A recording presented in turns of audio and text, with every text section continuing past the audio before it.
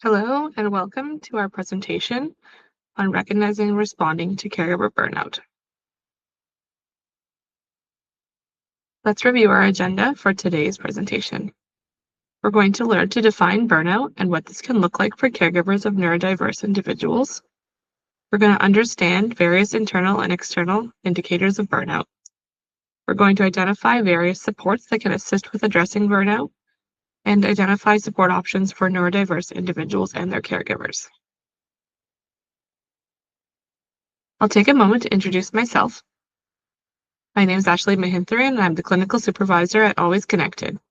I'm a registered behavior analyst in Ontario and a board certified behavior analyst. In my free time, I enjoy spending time with my family and friends, watching Netflix, trying new foods, and finding new and creative ways to stay active. Before starting the presentation today, I want to encourage us to take a mindful moment to check in. Before the presentation, let's pause, take a slow, deep breath. Notice something that went well today, something that helped us today, a good enough moment with your child, one way that you took care of yourself today. I want us to give ourselves a kind reminder that we showed up in whatever way works best for us. Let's start off the presentation by learning to understand burnout in caregivers.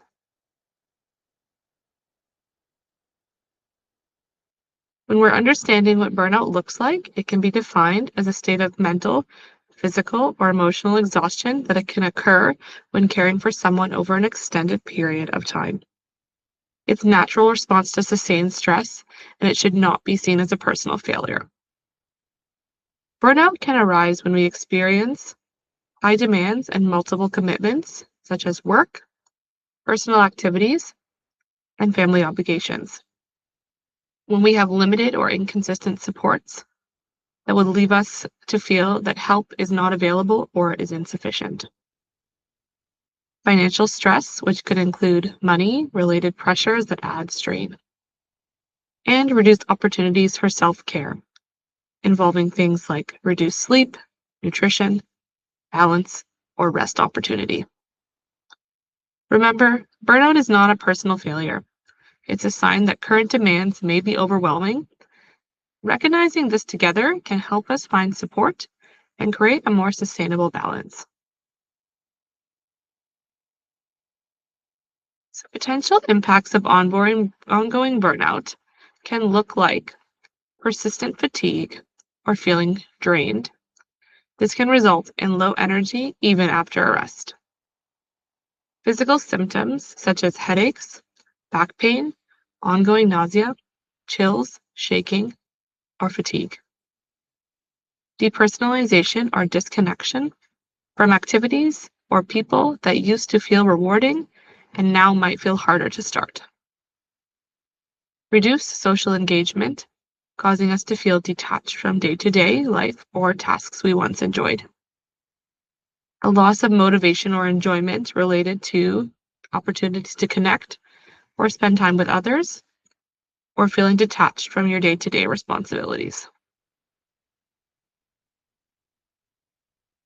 Let's review how we can support neurodiverse individuals and their caregivers when addressing burnout. Here are some support considerations. Neurodiverse individuals may benefit from additional supports to participate in daily life, thrive, and reach their potential. When these supports are limited or inconsistent, caregivers may experience increased stress, fatigue, or health impacts. Some common challenges that were reported by caregivers include limited social supports or fewer opportunities to connect with peers or networks of people. Financial stress, which could involve costs related to ongoing services, therapies, or daily needs. Uncertainty or fear for the future, and concerns about long-term planning for your child, as well as gaps in parent or caregiver education and training. This could lead to caregivers wanting guidance and skills to support their child or family member.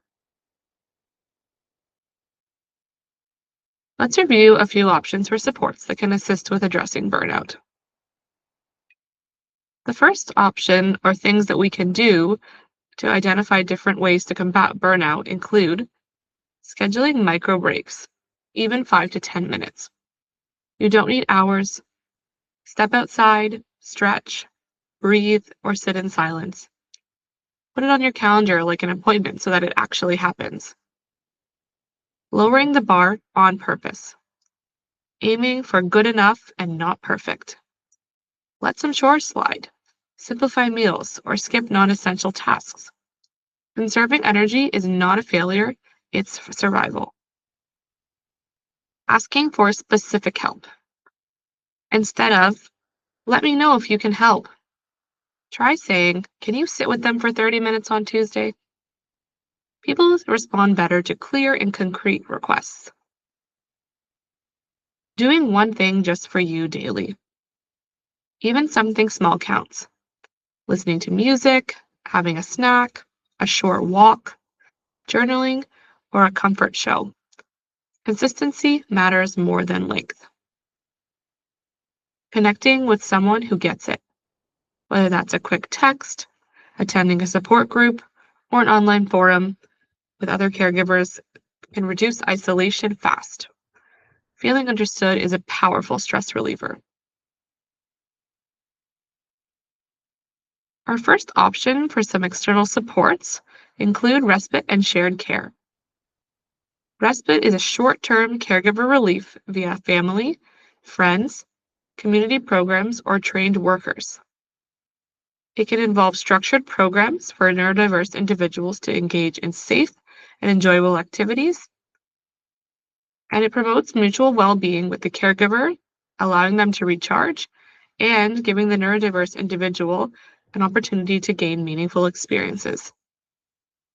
Why it matters is it helps to reduce stress from ongoing responsibilities, helps maintain balance, and supports consistent engagement and enrichment. There are funding options for respite services in Ontario through specialized services at home, and this can allow support from a trained professional and allow families to access supports that match their needs and preferences. Another option is a peer or community supports. This can include caregiver support groups, parent networks, or neurodiverse peer groups. It matters because it reduces isolation, provides shared opportunity for problem solving, and validates experiences so that you can be reinforced that your challenges and successes are real and meaningful. Our third option is professional mental health or self-care support. This can be therapy, counseling, or coaching for caregivers to process stress, grief, or burnout. It can promote mindfulness, relaxation, and other self-care routines to help maintain emotional resilience. This can also include joint sessions with a neurodiverse individual and the caregiver to improve communication and mutual understanding. This matters because it decreases the risk for burnout, it might improve caregiver well-being, and it presents an outlet to discuss and validate concerns and create a support plan. We'd love the opportunity to connect with you through any of the above avenues on our website, email, or social media.